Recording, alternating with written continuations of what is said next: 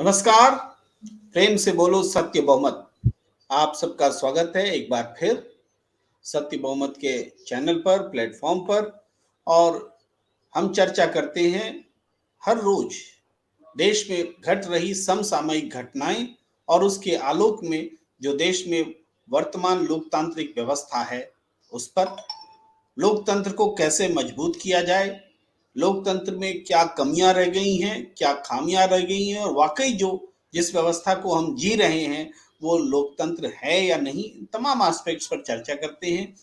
इसी कड़ी में आज हम चर्चा करने जा रहे हैं कि क्या जो कुछ राम के नाम पर हो रहा है वो क्या सही है। राम का नाम बदनाम न करो। ऐसा इसलिए कि आप जान रहे हैं कि रामनवमी के दौरान शोभा यात्रा पर हमले, और इस हिसाब से पूरे देश में एक सांप्रदायिक तनाव की स्थिति। दोषी वो है, दोषी ये है, इस पर बहस।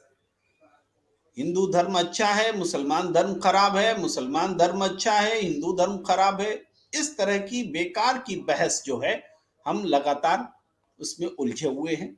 और जो जरूरी लोकतांत्रिक व्यवस्था में बहस होनी चाहिए, विमर्श होनी चाहिए, चिंता होनी चाहिए, उस चिंता से हम लगातार दूर होते चले जाते हैं। ऐसा क्यों होता है? क्यों धर्म के मामलों में राजनीति करने वाले लोग आगे आ जाते हैं? अगर आपको धर्म ही करना है तो राजनीति छोड़ करके जाइए, धर्म का कामकाज संभालिए। राजनीति कर रहे हैं तो देश के लिए, लोकतंत्र को मजबूत करने के लिए, जनता ने जो जिम्मेदारी दी है उसको पूरा करने के लिए होनी चाहिए। तो इस विषय पर चर्चा करने के लिए हमारे साथ एक बड़ा पैनल जुड़ रहा है। हम आपको उनसे परिचय कराते हैं, रूबरू कराते हैं। और सबसे पहले हमारे साथ जुड़ गए हैं मनोज यादव जी, प्रवक्ता हैं समाजवादी पार्टी के। आपका बहुत बहुत स्वागत है। बहुत प्रखर प्रवक्ता हैं, मुखर वक्ता हैं। संजय सरकार जी, आप जानते हैं तृणमूल कांग्रेस के नेता हैं, हमारे अभिन्न मित्र हैं, और थोड़ा स्वास्थ्य लाभ भी ले रहे हैं। देखिए दुबले हो गए हैं, हमने तो इनको बहुत तंदुरुस्त हट्टा कट्टा देखा था। कुछ बीमारियों से उबरे हैं। हमारी पूरी शुभकामनाएं हैं कि आप दीर्घायु हो, स्वस्थ रहें और मजबूती के साथ हमारे साथ पैनल्स में भी जुड़े, अपनी जिम्मेदारियों के साथ भी जुड़े रहें।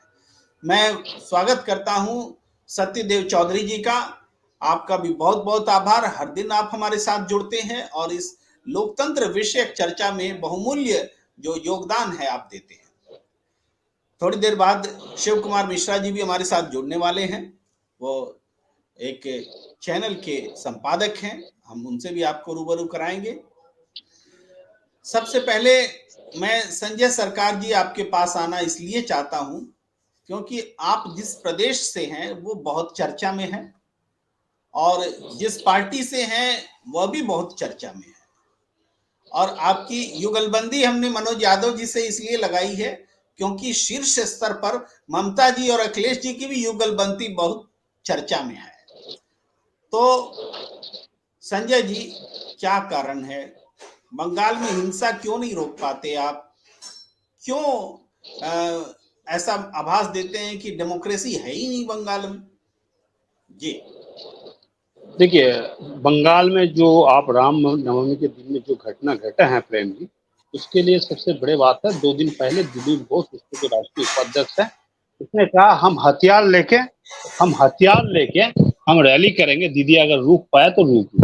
अच्छा, हथियार में कहा है तलवार है, लाठी है, एक तरफ से बोमा है, पिस्तौल है। मैं आपको ये भी मतलब जो अगर आप वक्त देंगे तो हम वो भी देखेंगे, वो चित्र भी दिखाएंगे जहां पर भारतीय जनता पार्टी भगवा लगा के जो खड़े थे, भगवा आपको जो मफलर लगा के खड़े थे, हम देखे ओपन फायरिंग कर रहे हैं।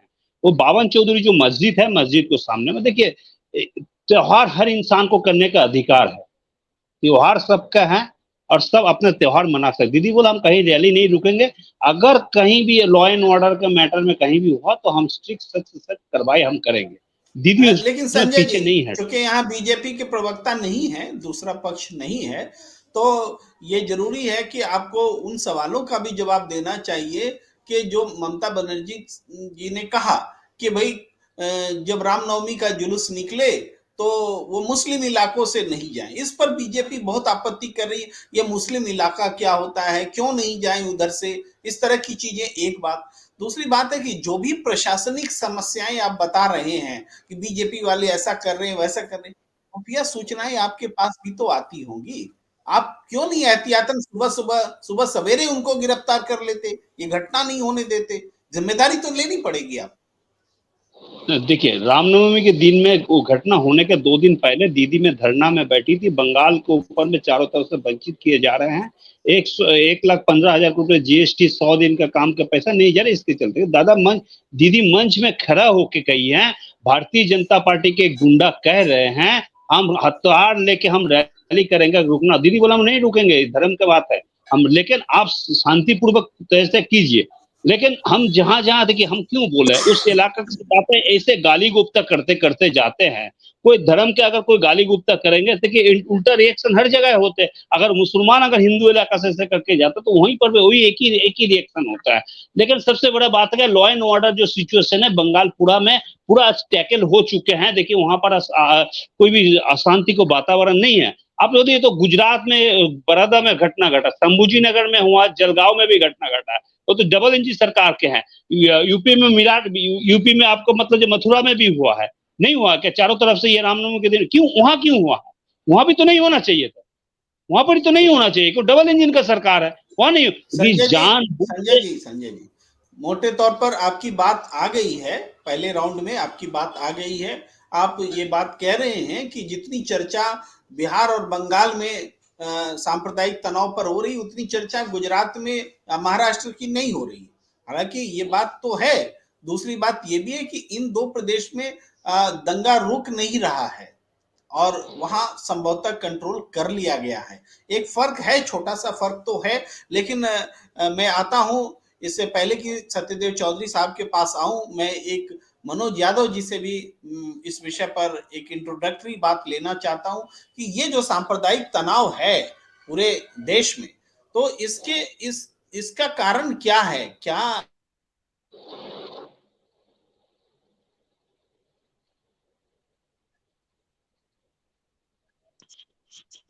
प्रेम जी, आवाज चली गई आपकी, आवाज नहीं आ रही आपकी। अच्छा, हेलो, मेरी आवाज हाँ अभी अब आ आ रही गई, है? आ गई, जी हाँ जी अब आ जी गई। जी।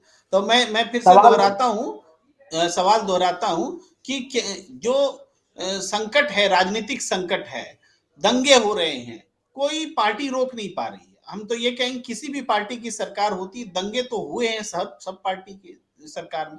या दंगा तो एक विषय है, और भी बहुत सारी नकारात्मक विषय है, जो भ्रष्टाचार होते हैं। तो इसका कारण आपको क्या लगता है?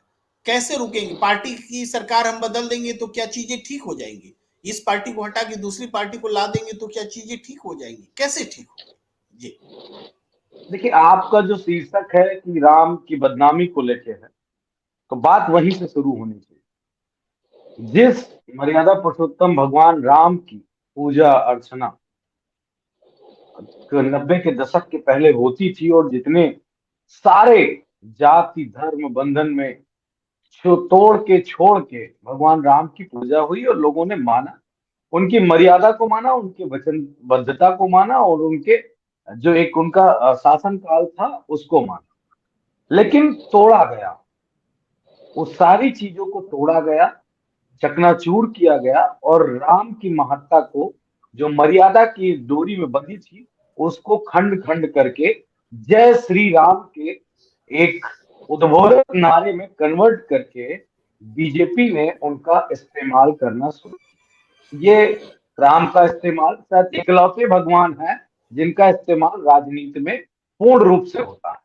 इस देश में भगवान की कमी नहीं है, देवी देवताओं की कमी नहीं है, लेकिन किसी राजनीतिक दल ने अपने आराध्य को, जो जिसको मानता है, किसी को बदनाम और राजनीतिक रूप से इस्तेमाल नहीं होने दिया। ये बीजेपी की चाल है। ये सवाल बीजेपी से ही पूछा जा सकता है। आप ये बात सवाल मुख्य है कि आखिर इन प्रदेशों में क्यों ये घटनाक्रम हुआ, उसका सीधा सीधा आईने में देखेंगे तो बिल्कुल परिदृश्य स्पष्ट दिखाई देता है कि बीजेपी जहां जहां कमजोर हो गई है, बीजेपी वहां इन दंगों के माध्यम से अपने टेम्परेचर को, वोट बैंक को और सांप्रदायिकता के पैमाने को टच और चेक करने की पूरी कोशिश कर रही है। उसमें सबसे महत्वपूर्ण है महाराष्ट्र और बिहार, क्योंकि इन दो स्टेटों में वहां पे विकास अघाड़ी का गठबंधन है और यहाँ पे जदयू और आरजेडी का गठबंधन है और उनके जो सहयोगी हैं। तो इन दो स्टेट जो बीजेपी ने क्लीन स्वीप किए थे, एक आध सीटें मिली थी यहाँ पे बिहार में अन्य दल को, और जेडीयू बड़ा हिस्सा जो था वो हो चुका है। तो बीजेपी इनको चेक कर रही है और चेक करके उस अपनी नुकसान की भरपाई को सांप्रदायिकता के आधार पे पूरा करने का, पूरा जतन करने का प्रयास कर। आप कहेंगे कि आप गुजरात में क्यों हुआ, तो जाहिर सी बात है गुजरात में भी हुआ, दिल्ली में भी कुछ बातें हुई, और पश्चिम बंगाल महत्वपूर्ण है क्योंकि पश्चिम बंगाल में बीजेपी को उसका बड़ा लिटमस टेस्ट होना है, क्योंकि जिस तरीके से 2000 जब भी चुनाव विधानसभा का वहां था, तो बीजेपी ने जिसे कहते हैं नंगता का प्रदर्शन किया था और ये जताने बताने की कोशिश की थी कि बिहार में बीजेपी की, माफ करिएगा, पश्चिम बंगाल में बीजेपी की सरकार बनने जा रही, लेकिन हुआ जस्ट उलट। उस वजह से बीजेपी को डर है कि जो सीटें मिली थी पश्चिम बंगाल से वो क्या आएंगी अथवा नहीं आएंगी, और आ सकती हैं तो किस माध्यम से आ सकती हैं, वही एक शब्द सांप्रदायिकता को जी जी टच करके चेक किया जा रहा है। जी, मनोज यादव जी, आपने बहुत विस्तार से बताया, लेकिन आपके पूरी विवेचना में एक पार्टी निश्चित रूप से जिम्मेदार रही, जो कि इस दंगे के पीछे उनकी राजनीतिक महत्वाकांक्षा और राजनीतिक जरूरत है। मैं अब सत्यदेव चौधरी जी के पास आना चाहता हूं, आप अपने आप को अनम्यूट कर लें और दो दो राजनीतिक विचार जो है आपके पास आए इन दंगों को लेकर, राम का नाम बदनाम करने को लेकर।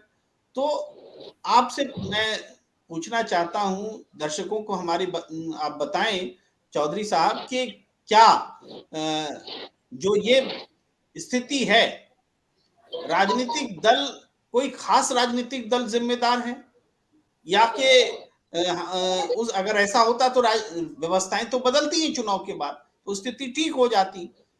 कैसे ये चीजें ठीक हों? इस बीच मैं स्वागत कर लूं शिव कुमार मिश्रा जी का, संपादक स्पेशल कवरेज न्यूज। आपका बहुत बहुत स्वागत है शिव कुमार मिश्रा जी। जी सत्यदेव चौधरी जी, आप जवाब रखें। जी धन्यवाद प्रेम जी।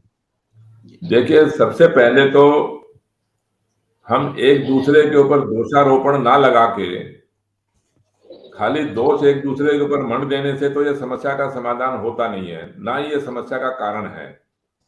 उसने कर दिया, इसने कर दिया, लेकिन मैं ये मानता हूं कि ये सारी समस्या जो भी है वो है सत्ताधारियों की वजह से ही, चाहे वो राज्य के सत्ताधारी हैं या केंद्र के सत्ताधारी या दोनों मिलके।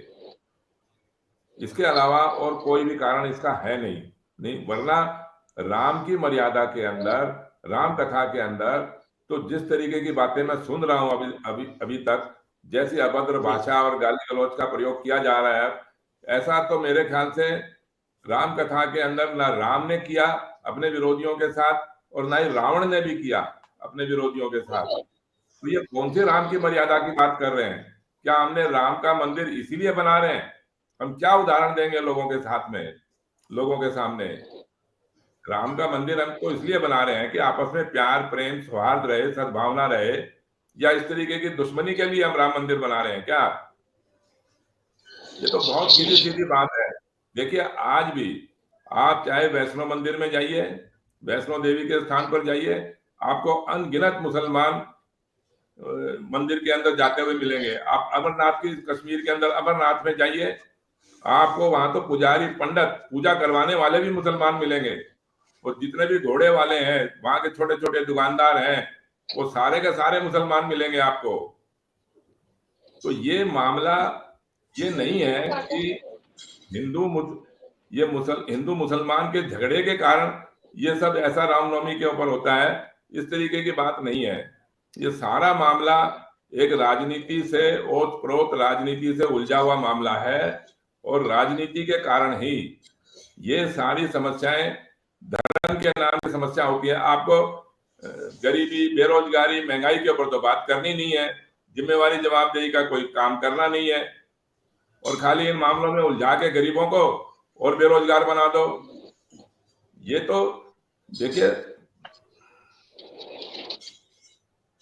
जी मैंने अभी तक अपने गांव के अंदर, अपने समाज के अंदर कितने ही ऐसे लोगों को देखा जिनकी मुसलमानों की और हिंदुओं की भाषा भी, वेशभूषा भी, सामाजिक सौहार्द भी, तीज त्योहार भी मिलके मनाते हैं, आज भी मनाते हैं। लेकिन चौधरी साहब, थोड़ा सा आपको रोकते हुए और टोकते हुए क्षमा के साथ, कि ये सारी चीजें हैं, लेकिन भारतीय जनता पार्टी को तो मुसलमानों का वोट चाहिए नहीं। एक पार्टी की अगर बात करें, वो अपनी मुसलमानों को टिकट भी नहीं देते। गुजरात में भी उन्होंने ये जो पैटर्न बना रखा, वही मॉडल देश में भी ले रखा। उसी तरीके से बीजेपी आरोप लगाती है कि विपक्ष के लोग, खास करके कांग्रेस और दूसरी इवन समाजवादी पार्टी पर भी आरोप लगता है कि वो मुसलमानों का तुष्टीकरण करती है। तो ये आरोप लगते हैं। तो ये जो स्थितियां हैं, उसमें सच्चाई भी कुछ ना कुछ दोनों तरफ से है। तो इन स्थितियों में कैसे दशा कैसे सुधरेगी?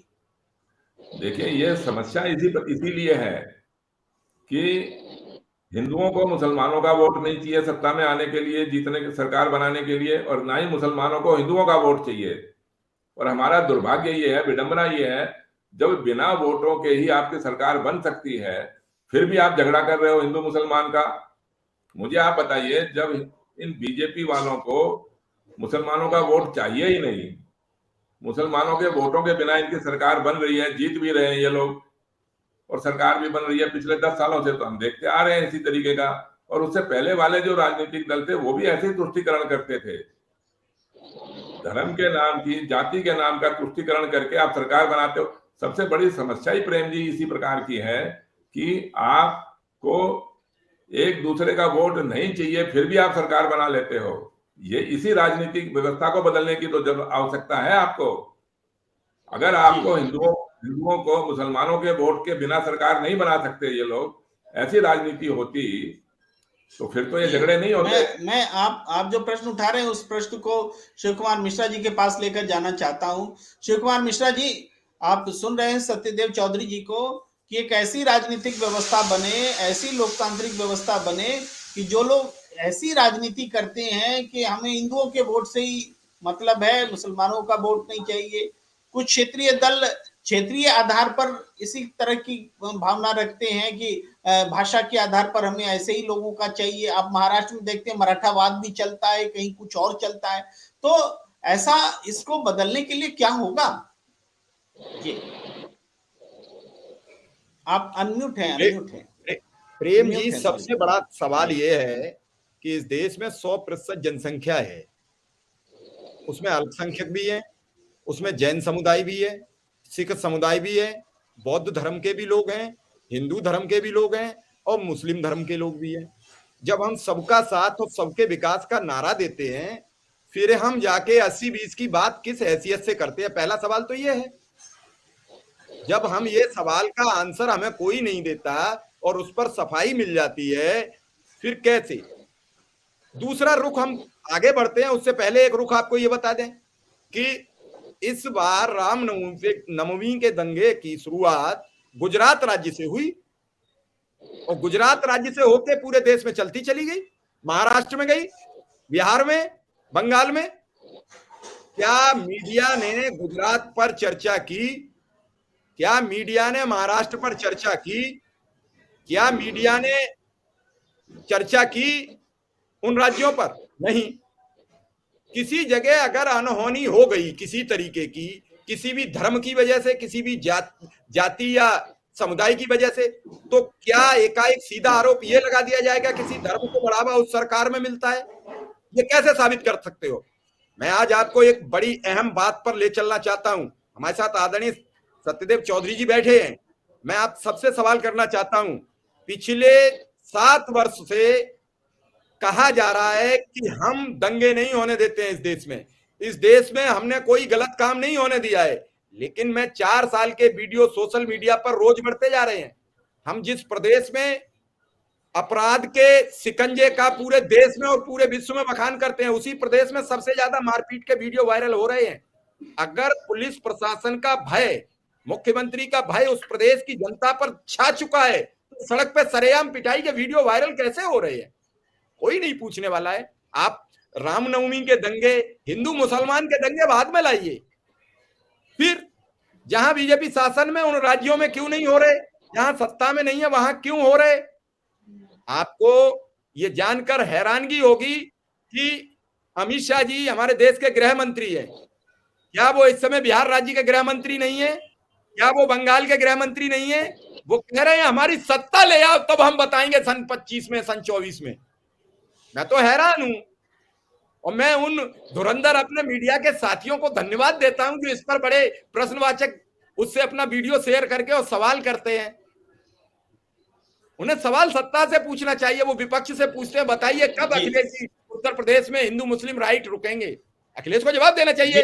और उन्हें भी कुमार मिश्रा जी, मनोज जी हमारे साथ जुड़े हुए हैं, मनोज जी हमारे साथ जुड़े हुए हैं। इस समय उन्हें समाज के मुद्दे उठाने चाहिए। शिव कुमार मिश्रा जी, आपने एक बात उठाई कि ये कहा जाता है कि हमारे 7 साल के दौरान दंगे नहीं हुए, ये जो दावे किए जाते हैं, तो मुझे तुरंत ध्यान आया।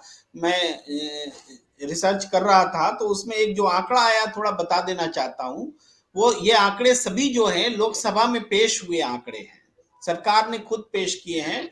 2014 से लेकर 2021 के बीच कितने सांप्रदायिक दंगे हुए देश में, वो है उसका कुल योग बनता है 4572, यानी 4500 से ज्यादा दंगे 2014 और 21 के। छोटी सी मेरी टिप्पणी है, या तो आप झूठ बोल रहे हैं, या लोकसभा का बयान झूठ बोल रहा है, या देश के गृह मंत्री झूठ बोल रहे हैं, या देश के नेता झूठ बोल रहे हैं जो कह रहे हैं दंगे नहीं। 4 में कोई तो झूठ, 3 तो झूठ होंगे।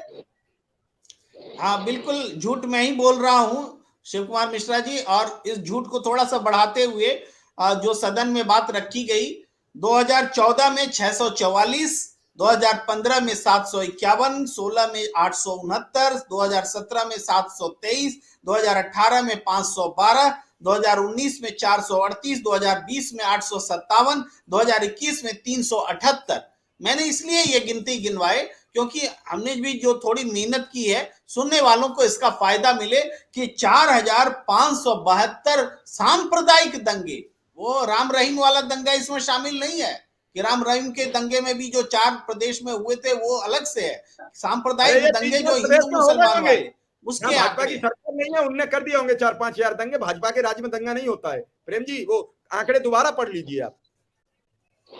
जी जी, आप अपनी बात पूरी करें। मैं तो सिर्फ इतना कहना चाहता हूं, इस देश की जनता जो आपके आंकड़े हैं वो सच है, क्योंकि वो लोकसभा में प्रस्तुत किए गए हैं जहां सरकार ने अपना पक्ष रखा है।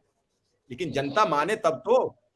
जनता तो ये कह रही है कि जिन जिन राज्यों में भारतीय जनता पार्टी की सरकार है वहां दंगे नहीं होते हैं। जनता ये कहती है दंगे कौन। मैंने एक दिन अपने प्रोग्राम में भी आपके सामने रखा था ये सवाल कि आखिर दंगे उन राज्यों में कराता कौन है। इस पृष्ठभूमि पे क्यों न जाया जाए, इस पर बात क्यों न की जाए, इस पर चर्चा क्यों नहीं गंभीर होती कि जिन राज्यों में दूसरे दलों की सरकार होती है वहां का मुस्लिम इतना खुल के क्यों दंगे करने पे तारू हो जाता है, और जब भाजपा की सरकार होती है वहां का खामोश कैसे हो जाता है। देश में प्रधानमंत्री आदरणीय नरेंद्र मोदी जी हैं, उन्हीं के गृह मंत्री आदरणीय अमित शाह जी हैं, वो तो एक ही हैं इस पूरे देश के। वो सरकारें क्यों नहीं बर्खास्त कर देते हैं, वो सरकारें क्यों नहीं हटा देते हैं? क्या कोई और कानून आएगा हटाने के लिए? जी, आपके सवाल जो हैं उस सवाल के साथ मैं अब आता हूं टीएमसी नेता अपने साथी सरकार बाबू के पास।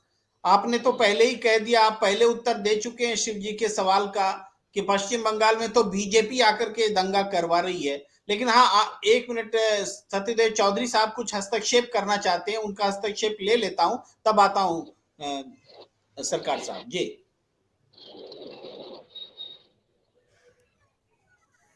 जी, आपकी आवाज नहीं आ रही है चौधरी साहब। इन सारी समस्याओं का कारण इन नेताओं के साथ साथ कुछ हम मतदाता और हम लोग पत्रकार भी हैं कि हम खाली समस्या का बखान खूब करते हैं लेकिन समाधान की ओर नहीं आते कि समाधान कैसे होगा। यदि ये सरकार बनाने का बहुमत इन सांसदों के बहुमत से ना होकर मतदाताओं के बहुमत से सरकार बनने लग जाए, तब ये दंगे कैसे होंगे? क्योंकि फिर आपको हिंदू का, मुसलमान का, सिख का, ईसाई का, सब लोगों के वोट लेने पड़ेंगे ज्यादा वोट लेने के लिए। अभी तो आप थोड़े से ध्रुवीकरण करके थोड़े से वोट लेके सांसद जीत जाए, थोड़े से सांसदों का बहुमत लेके खरीद फरोख्त करके अपना बहुमत बना के सरकार बना लो। इसको छोड़ के हम इस राजनीतिक व्यवस्था का परिवर्तन यदि इस प्रकार कर दें कि इन सांसदों, जिसको वोट ज्यादा मिले वो सांसद बन गए, और जिस पार्टी को सबसे ज्यादा वोट मिल गए, चाहे उसके उम्मीदवार हारे या जीते, जब ज्यादा मतदाताओं के बहुमत से सरकार बनाएंगे तब ये दंगे कैसे होंगे? आप इसकी कल्पना करिए। मैं समाधान की ओर आना चाहता हूं। चर्चा करने का विषय जो भी है वो चलो बहुत अच्छा है, चर्चा का विषय करके फिर समाधान के ऊपर भी तो बात करिए ना जी। मेरा ये समाधान है, इसके ऊपर मेरा ये सुझाव है। या इसके अलावा और कोई रास्ता ही नहीं है आपके पास प्रजातंत्र में, लोकतंत्र में रहते हुए यदि आप मतदाताओं के बहुमत से सरकार नहीं बनाओगे तो सदियों तक इसी उलझनों में पड़े रहो। ना गरीबी मिटने वाली है, ना बेरोजगारी मिटने वाली है, ना महंगाई मिटने वाली है। जी जी प्रेम जी।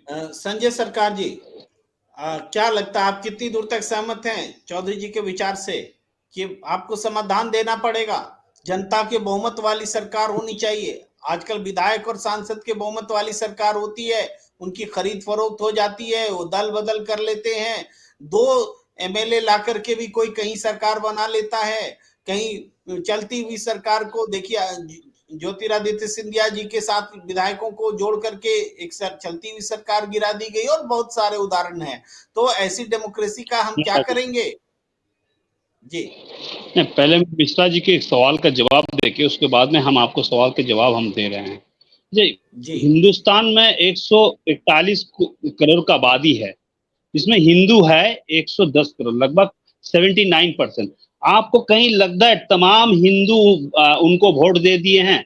और अगर उतना वोट देते हैं तमाम हिंदू, तो अगर 79% हिंदू अगर वोट देता है उनको, तो 450 की सीट के ऊपर में भारतीय जनता पार्टी को मिलता है। सिर्फ 37% वोट मिलकर भारतीय जनता पार्टी हिंदुस्तान में सरकार बनाता है। मेरे कहीं लग जाएगा तमाम हिंदुओं उनको वोट देते हैं।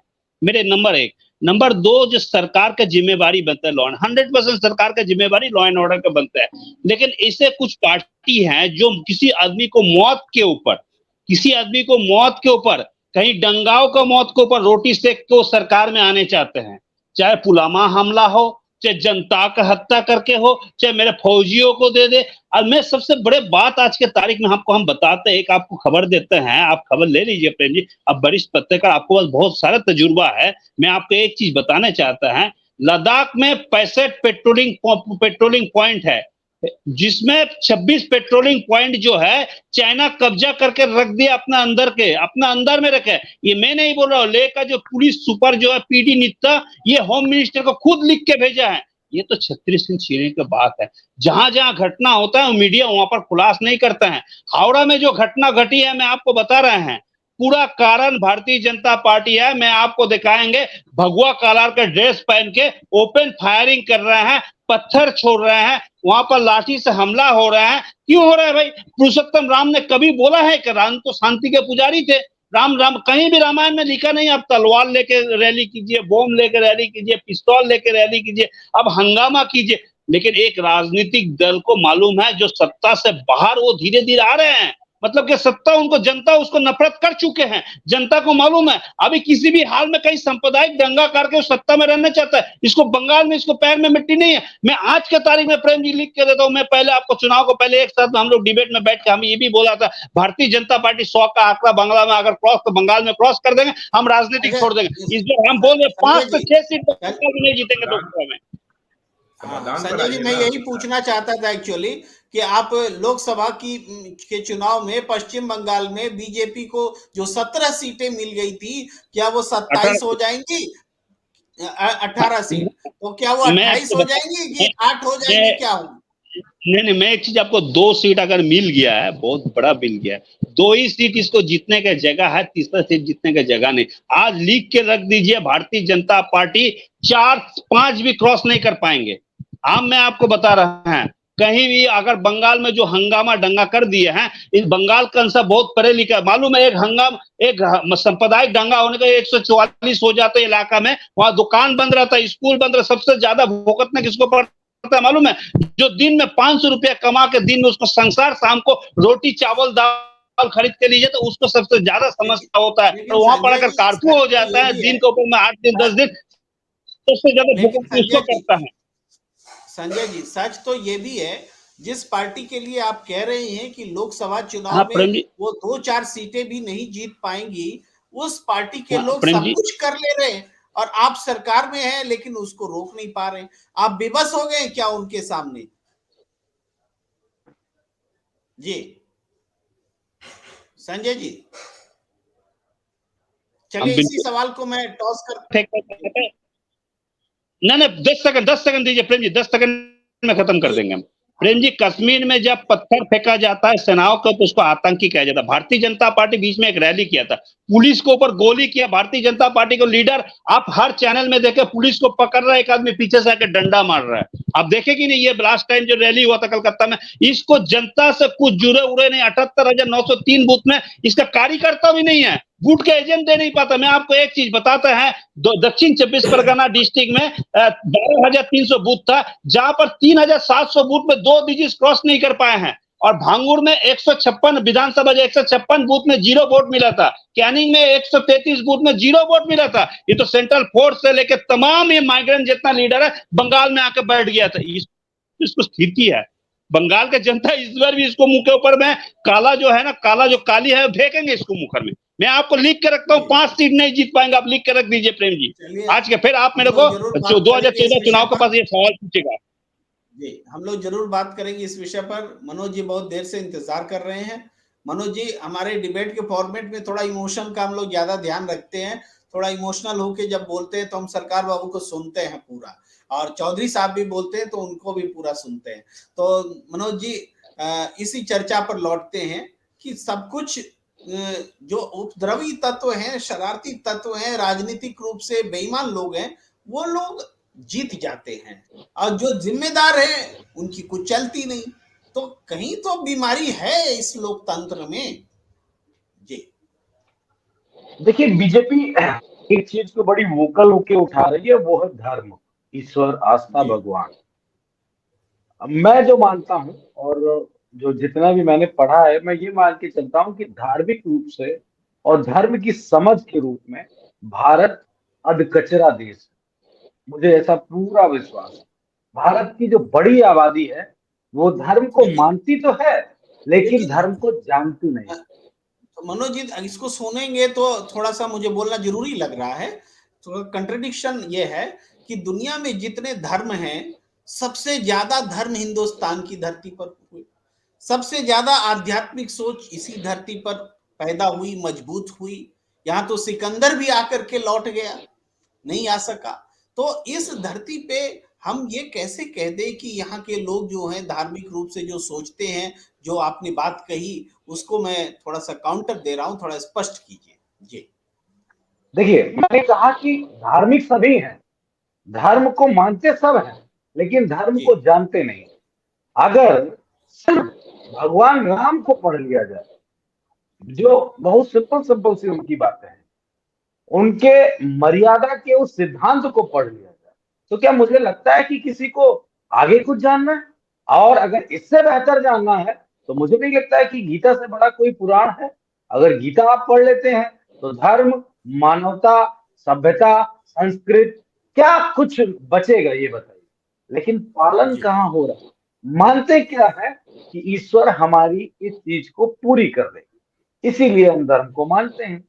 और उसको गिव एंड टेक की पोजीशन को मैं ले जाना उचित समझता हूं कि गिव एंड टेक हो गया है धर्म और आस्था। इंसान कहता नहीं, जैसे मैं अपनी बात बता दूं कि मैं जब हाई स्कूल में था तो मैं डर रहा था कि मैं फेल हो जाऊंगा, तो मैं गया, भगवान शंकर का एक जंगल में मंदिर था, मैं गया साइकिल से और वहां जाकर मैंने प्रसाद चढ़ाया और मैंने हाथ जोड़ के मांगा कि मैं हाई स्कूल में भगवान पास हो जाऊं तो आपके यहाँ इतने सोमवार आऊंगा। मैं पास हो गया, फिर मैं गया। तो ये सिद्धांत क्या बताता है? गिव एंड टेक का सिद्धांत। जानना मानना एक बात है और धर्म को जानना बहुत जरूरी है। मैं बीजेपी जो इस पे इतना वोकल होके पॉलिटिक्स कर रही है, इसका एक निचले स्तर तक, ये बात मैं बड़ी गहरी आपको बता रहा हूँ, लोग धर्म के बारे में चर्चा करना शुरू कर दी। मैंने जो बातें अभी आपसे पहले डिबेट मेरी थी न्यूज नेशन के स्टेट पे, यूपी पे, मैंने बात कही, उन्होंने वो मुगलों वाला चैप्टर चल रहा था, मैंने कहा कि आप कह रहे हो कितनी आसानी से कि मुगलों को चैप्टर की कोई जरूरत नहीं, तो मैंने धीरे से पूछ लिया, मैंने कहा ये बताओ नालंदा का जो विश्वविद्यालय था, जो दुनिया का बेहतरीन विश्वविद्यालय था, उसकी किताबों को, उसके धार्मिक ग्रंथों को, उसके बेहतरीन इतिहास, साहित्यिक इतिहास को किसने जलाया? मैंने पूछ लिया। मेरा दूसरा सवाल था कि जो अयोध्या में जो साकेत पुरी थी, चाइनीज यात्री ने अपनी पुस्तक में लिखा कि वहां 97 मंदिर थे बौद्ध धर्म के, वो किसने गिराए? ये मेरा सवाल था। क्या जवाब है किसी के पास इस बात का? तो जितना आप डीपली घुसेंगे धर्म में, एक ऐसा तबका इस देश में है जो उसके डीप में जाता जा रहा है और परतें खुलती चली जा रही। बीजेपी को तात्कालिक लाभ हो सकता है, धर्म की आड़ में सत्ता प्राप्त हो सकती है, लेकिन मैं दावे से कह रहा हूं कि इसका बड़ा नुकसान होगा। आज होगा, 10 साल बाद होगा, 20 साल बाद होगा। मैंने इस बात को इसके बीच में रखना उचित समझा क्योंकि प्रेम जी, धर्म के कारण ही ये सारी चीजें उत्पन्न की जा रही। धर्म चाहे हिंदू का हो, धर्म मुस्लिम का हो, धर्म सिख का हो, बौद्ध का हो, सभी के साथ ऐसी बातें हो रही। तो मैं इस अधकचरे भारत के धार्मिक ज्ञान को परिपक्वता की ओर ले जाता हुआ देख रहा हूं। जितनी चर्चा होगी प्रेम जी, जितना बातें होंगी, एक तबका ऐसा इस देश में है जो पढ़ा लिखा है, जो बौद्धिक है, जो वैज्ञानिक परीक्षण की तरफ जाना चाहता है, जो ईश्वर में आस्था भी रखता है और वैज्ञानिक सिद्धांत को भी मानता है, वो चर्चा कर रहा है। और ये आने वाले समय के लिए दिक्कत होगी। एक हास्यप्रद घटना छोटी सी बता दूं, अभी एक वीडियो मैं सुबह देख रहा था, उन्नाव जनपद का है, लखनऊ से लगा हुआ जनपद है, वहां पे एक मंदिर है, वो वीडियो आप लोगों ने भी देखा होगा। तो वहां पे ये जो ब्रजेश पाठक उस वक्त सांसद थे, तो उन्होंने कुछ मंदिर में दिया होगा, तो उनकी शिलापट लग गई, उस पे शिलापट पे उनका नाम लिखा है कि उनके कर कमलों द्वारा मंदिर में ये हुआ। लोग वहां भी फूल चढ़ा रहे हैं, लोग वहां भी प्रसाद चढ़ा रहे हैं, उस शिलापट में भी। ये है देश हमारा। आप समझ लीजिए कि अभी कितना कुछ जानना बचा है। तो शायद मेरे ख्याल से बीजेपी को इस बात का इल्म नहीं है, आरएसएस को नहीं है कि वो किस तरफ लेके हमको जा रहा है, क्योंकि धर्म एक आस्था का विषय है। अगर आप वोकल होके आप लड़ाई लड़ोगे तो इसकी परतों तक लोग जाएंगे, तब शायद बीजेपी एक्सपोज होगी। जी मनोज जी, मैं शिव कुमार मिश्रा जी के पास आऊं, इससे पहले सत्यदेव चौधरी साहब कुछ बोलना चाह रहे थे, मैं उनकी टिप्पणी ले लेता हूं। जी चौधरी साहब, मनोज जी की बात में आप क्या जोड़ना चाह रहे हैं, क्या हस्तक्षेप करना चाह रहे हैं? मैं ये जोड़ना चाहता हूं कि यदि आप इस सत्ता का परिवर्तन कर भी देते हो, जो पहले 75 सालों में एक बारी नहीं 10 बारी हो चुका है, फिर यह समस्या का समाधान हो जाता है क्या? खाली सत्ता परिवर्तन ही इसका समाधान है? मान लिया 2024 के अंदर, 2024 में आप इनको बदल दोगे, मान लिया, फिर उसके बाद में समाधान कैसे होगा, फिर न्याय कैसे मिलेगा, फिर ये दंगे कैसे रुकेंगे? जी मनोज जी से पूछ लेते हैं, बोलना चाहते हैं। जी मैं आपका आभार प्रकट करता हूं, आप वरिष्ठ जन हैं, आपने बहुत बेहतर सवाल पूछा। हजारों डिबेट करने के बाद भी इस तरह का सवाल मुझसे किसी ने नहीं पूछा, ना सत्ता ने ना किसी पत्रकार ने। निश्चित तौर पे भारत एक विकसित देश के रूप में अग्रसर है, उस तरफ जाना चाह रहा है, विकासशील देश के रूप में गिना जा रहा है। मैंने 2020 में जब हम प्रेम जी और सबका ध्यान आकर्षित करा रहा हूँ, मेरी उम्र उस वक्त 20 साल थी, और जब हम 1999 से 2000 में पहुंचे थे तो एक बिग देश में एक बड़ा जश्न मनाया गया था कि हम एक नई सदी, 21वीं सदी में आ गए। तो उस वक्त एक लक्ष्य रखा गया था और टीवी चैनल बड़े कम थे, लेकिन जितने थे उस पर एक डिबेट हो रही थी कि 2020 में भारत विश्व शक्ति, महाशक्ति बन जाएगा। तो उस वक्त जगदीप कंट्री के रूप में जाना जा रहा था भारत, तो मुझे भी लगा कि 20 साल में भारत में एक बड़ी ग्रोथ होगी और महाशक्ति बन जाएंगे। 20 साल बीत गए, 23 साल बीत गए उस घटनाक्रम। क्या हुआ? एक बड़े टाइम पीरियड में, चाहे ये 9 साल ले लीजिए या उससे पहले 2004 की बात ले लीजिए, इंफ्रास्ट्रक्चर का डेवलपमेंट हुआ देश में, नो डाउट, सरकार किसी की भी रही हो, मनमोहन सिंह जी रहे हो, अटल जी रहे हो, मोदी जी रहे हो, या कोई भी रहा, जब जितना पैसा आता गया इंफ्रास्ट्रक्चर का डेवलपमेंट हुआ। लेकिन एक बड़े पैमाने पे शिक्षा, स्वास्थ्य और सुरक्षा पे इस देश में बड़ा काम नहीं।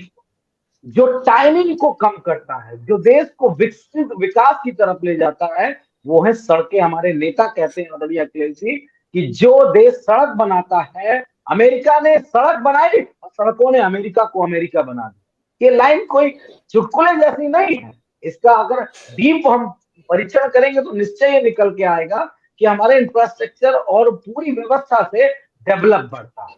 जो 3 सेगमेंट हमने बताए हैं, जब इन पे बेहतर काम होगा तो एक बड़ी आबादी वाले इस स्टेट में, जिसको हम भारत कहते हैं, हिंदुस्तान कहते हैं, इंडिया कहते हैं, अब हम कहीं अपने लक्ष्यों की पूर्ति कर पाएंगे। और जनसंख्या नियंत्रण सबसे बड़ा मुद्दा है। इस बात को सबको समझना पड़ेगा। आप बताइए, मैं आपसे हाथ जोड़ के जनसंख्या नियंत्रण पर अलग से बात कर लूंगा। एक लाइन बोल दूं, एक लाइन। सारी सरकारों ने, मेरे बचपन से लेके और सब ने हम दो हमारे दो का नारा सुना। किसी विकसित देश बनने के लिए पॉपुलेशन का कंट्रोल कितना आवश्यक है, पॉजिटिव वे में। हम दो हमारे दो, इसका इस्तेमाल करें, उसका इस्तेमाल करें। 9 सालों में आपने कौन सा विज्ञापन सुना कि जनसंख्या पॉपुलेशन को सरकार ने कोई सकारात्मक पद छुटाया क्या, कोई बात की ढंग की क्या, नहीं की। तो निश्चित तौर पे सरकार बदल जाएगी, लेकिन जो मुद्दे हैं उन मुद्दों पे सरकारों को दृढ़ता के साथ, दृढ़ता के साथ काम करना पड़ेगा। मंदिर बनाने से अगर व्यवस्था बदल जाती तो मेरे ख्याल से काशी का भी बन गया है और अयोध्या वाला बन रहा है, तो अब तक हम बदल जाते।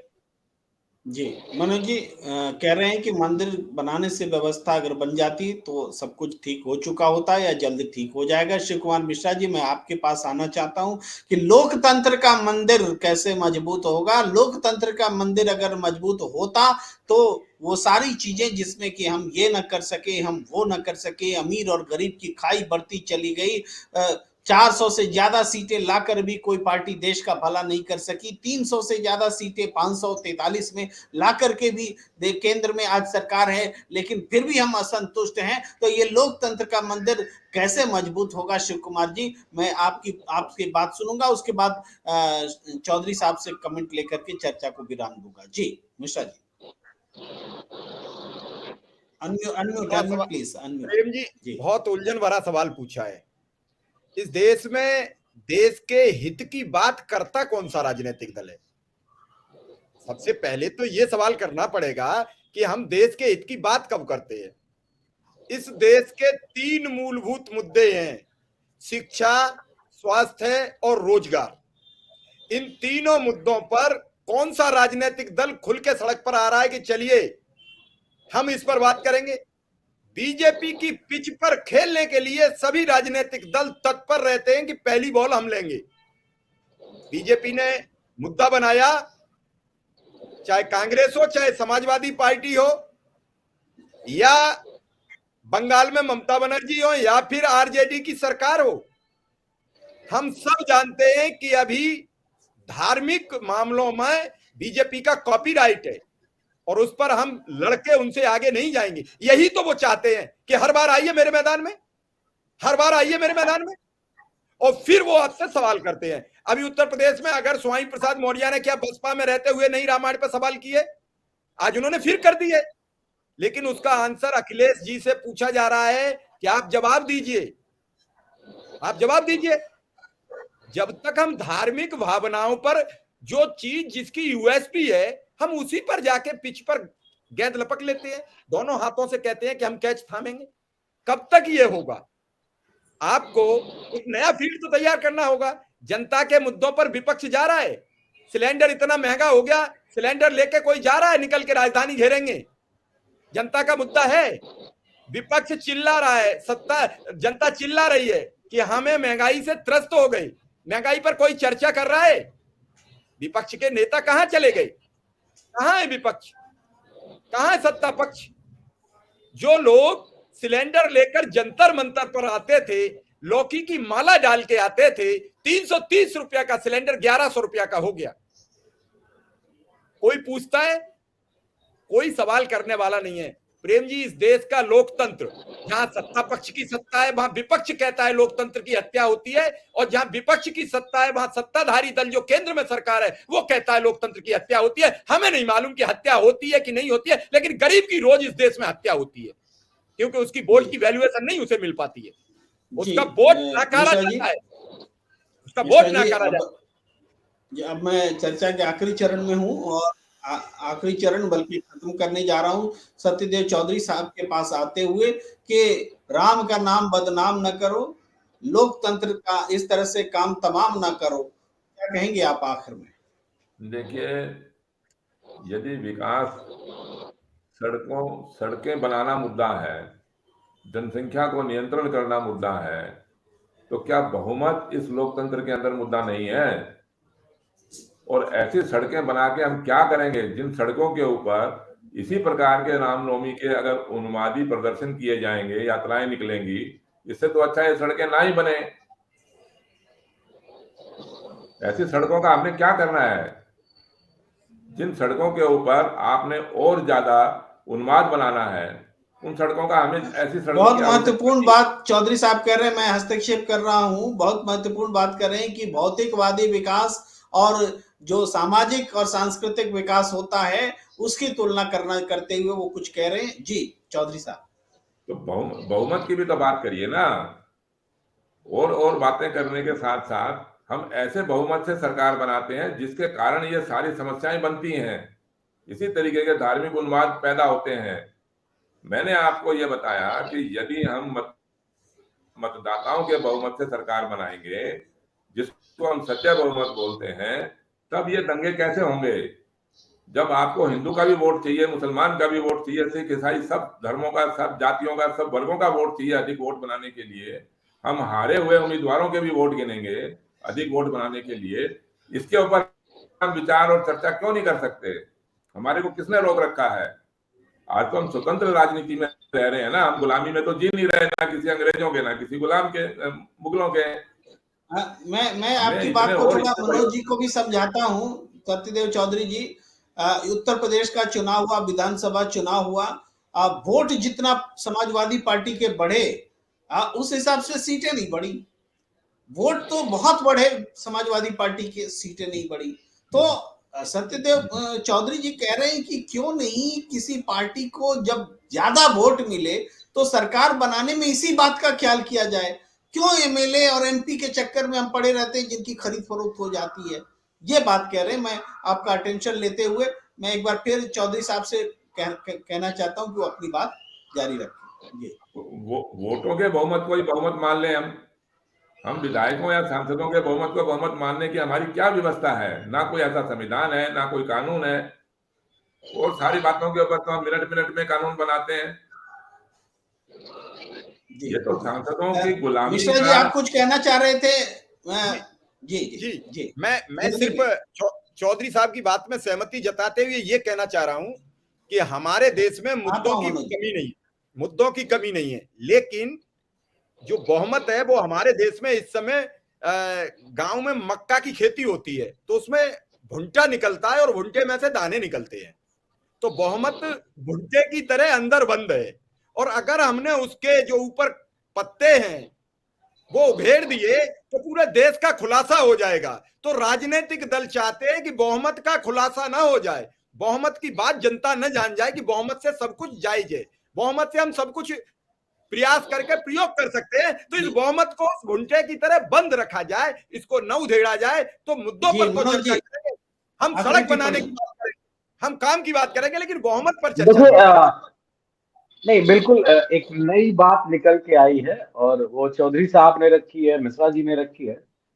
निश्चित तौर पे कई ऐसे सेगमेंट है जिन पे रिफॉर्म की आवश्यकता है, लेकिन दौर इतने आए, दशक इतने बीत गए, सरकारें इतनी बदल गई, अगर 75 के इमरजेंसी के दौर को हटा दे तो कभी इसकी आवश्यकता नहीं महसूस। ये लगा कि नहीं ठीक चल रहा है, विपक्ष है वो अल्लाह कर रहा है तो सत्ता सुन रही है, और सत्ता की बात को विपक्ष सुन रहा है, ये सारी बातें होती गई। लेकिन जो 9 साल का दौर बीता है, उस दौर में एक नया धारा और एक नया प्रवाह राजनीति का और तमाम सारे मुद्दों पे नई बात निकल के आई है। तो जो बात चौधरी साहब कह रहे हैं निश्चित तौर पे जनता का जनमत होना चाहिए इस पे, और एक सभी राजनीतिक दलों की एक मंशा होनी चाहिए कि कैसे, किस तरीके से, क्योंकि हॉर्स ट्रेडिंग वाली बात है, जब तोड़ के होते तो कानून बनाया गया कि हम कैसे हॉर्स ट्रेडिंग कैसे रोकेंगे, कैसे खरीद फरोख्त की विधायकों सांसद की रोकी जाएगी, तो सारी चीजें हुई। जो चीज की मांग उठ रही है, निश्चित तौर पे मैंने कहा ना, धर्म का कचरा देश है भारत, धर्म को जानने का, तो राजनीति का भी रिफॉर्म होगा, धार्मिक का भी होगा, सामाजिकता का भी होगा, कई सारी क्रांतियां होनी बाकी हैं। शायद हम समझ रहे थे कि हम विश्वगुरु और महाशक्ति बनने जा रहे थे, लेकिन अब मुझे महसूस होता है कि अभी जमीनी स्तर पे ही कुछ नहीं हुआ है। विश्वगुरु बनना तो बड़ी दूर की बात है, महाशक्ति बनना अभी बड़ी दूर की बात है। हमारी ताकत हमारी जनसंख्या है, हमारे प्राकृतिक जो खनिज है वो है, और भारत की उपजाऊ धरती है, हमारी संपदा है, इसलिए हम इस तरह की परिस्थितियों में रह रहे हैं। अन्यथा अभी बहुत दशक लगेंगे भारत को एक बहुत समृद्ध दशक राष्ट्र बनने लगेंगे में। भारत को समृद्ध होने में और इसके रास्ते तय करने में। संजय सरकार जी, अब मैंने सबके साथ कह दिया, आखिरी टिप्पणी आपके साथ बाकी, आप आखिरी टिप्पणी करें। अच्छा प्रेम जी, आपको नहीं लग रहा है हिंदुस्तान में एक दलीय शासन कायम करने के लिए मोदी चल रहे हैं, जैसे चाइना में हो रहा है, उत्तर कोरिया में, नॉर्थ कोरिया में हो रहा है, वैसे नहीं लग रहा है? अच्छा, कभी हम लोग सदन में और सदन के बाहर में हम किसान के फर्टिलाइजर के ऊपर में सब्सिडी का बात किए हैं, बीज के ऊपर में सब्सिडी का बात किए हैं, आप ट्रैक्टर के ऊपर में सब्सिडी का बात किए हैं? क्या मैं आपको जो डीजल से जो ट्रैक्टर चलता है उसके ऊपर सब्सिडी का, जो किसान हमको अन्न देता है उसके लिए बात किया? हम वो मजदूर के लिए कभी बात किया जो दिन भर मेहनत करके 500 रुपये कमा के लेके जाता है, उसके लिए एक इंश्योरेंस चाहिए, हम उसके लिए एक मेडिक्लेम चाहिए? हम कभी बात किया है सदन में बाहर में? नहीं किया है। बड़े बहस, आप यहाँ बहस हो रहा है इसके हिसाब से हम बोल रहे हैं, लेकिन ना सरकार कोशिश करते हैं, ना मैं विपक्षी दल कभी इसके बारे में बोलते हैं। हमको सिर्फ सत्ता में रहना है, वोट बिल्कुल चाहिए, सही और बात ना संजय जी, ऑपोजिशन में, ना एमएलए में बिल्कुल बैठता सही है, बात ना एमपी में बैठना है, जी। ना कॉर्पोरेट में बैठना है, संजय ना जी, पंचायत में बैठना है। ये अपना रास्ता है आज के तारीख में। हकीकत हम कभी कोई गरीब के लिए कभी बात नहीं, ना उस गरीब को मकान है, ना रोटी है, ना कपड़ा है, नहीं, हम कभी नहीं बात करते उसके बारे में, कभी नहीं बात करते। बिल्कुल संजय हकीकत जी, आप मेरी बात अगर सुन पा रहे हैं तो आपने बिल्कुल सही बात कही है कि जो सरकार में है वो पार्टी भी, जो विपक्ष में है वो पार्टी भी, जो जरूरी जनता की आवाज है वो नहीं उठा पा रही है। यही इसी बात के लिए, इसी कमी के लिए तो हम ये सवाल कर रहे हैं कि आखिर कैसे लोकतंत्र में हम रह रहे हैं कि सरकारें बदल लेने के बाद भी हमारी समस्याएं खत्म नहीं होती। ये चर्चा हम आगे भी जारी रखेंगे। सोचिएगा, जब स्क्रीन से आप हटेंगे, कि हम जिस लोकतांत्रिक व्यवस्था में जी रहे हैं, क्या इसको ढोते रहने की जरूरत है, कि इसको सुधार की जरूरत है, जनता के पार्टिसिपेशन को जोड़ने की जरूरत है, और बहुत अधिक से अधिक लोकतांत्रिक बनाने और जनता के बहुमत वाली सही मायने में सरकार खोजने की जरूरत है। इसी नोट के साथ आज विदा लेने का वक्त। आप सबका बहुत बहुत आभार।